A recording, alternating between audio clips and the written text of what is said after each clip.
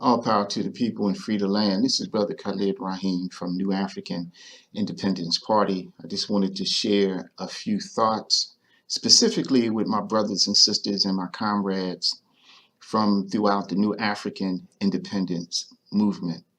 What I wanted to do is to offer a very short and hopefully well-received critique. I've had some conversations online via social media with some brothers regarding the New African Independence Movement. And I consider myself personally, and I consider the NAIP to be part of that movement. But I do have some critical comments and some questions. How do we define ourselves as a movement? How can we call ourselves a movement when there appears to be a lack of strategic leadership? And I'm saying that in a very real sense. What direction are we headed as a movement? Not necessarily what direction is the NAIP headed, or what direction is the PG RNA headed, or what direction it might be any number of formations who identify themselves as part of the NAIM, New African Independence Movement. But I'm saying that collectively, what direction are we headed in?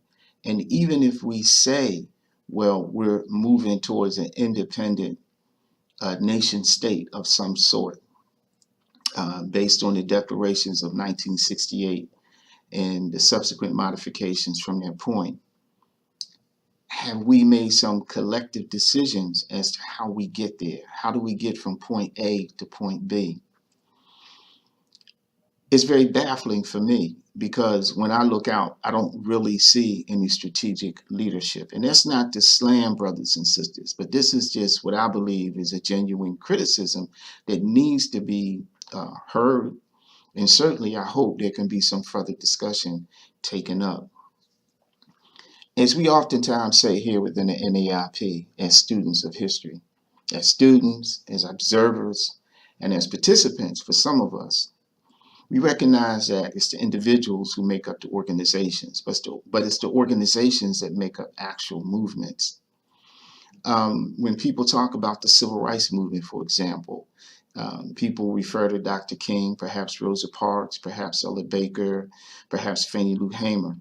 But the civil rights movement involved a multitude of different groups and organizations, individuals. Some were national groups and organizations, such as SNCC, such as SCLC, Southern Christian Leadership Conference, national organizations such as CORE, the Congress of Racial Equality, and so forth and so on. But they were smaller groups and organizations that also plugged into the civil rights movement, because they had some very clear goals and objectives. They did not always agree on tactic, but it was a very clear goal and objective, namely the dismantling of Jim Crow. And so you have people come at this from different angles, but collectively they identified themselves, and they were identified through the media and by the people as the civil rights movement. What is the New African Independence Movement? How can we develop some type of strategic initiative? Not slogans, but a genuine strategic initiative. Again, one of the things that we say here at the NAIP, slogans are not strategies. We say all power to the people. We say free the land. That is supposed to be a motivation, an inspiration, a reminder of our work and the things that we should be striving for. We should be striving towards all power to the people. We should be striving and moving and organizing and building and fighting to free the land. But mere slogans don't substitute for serious strategic planning.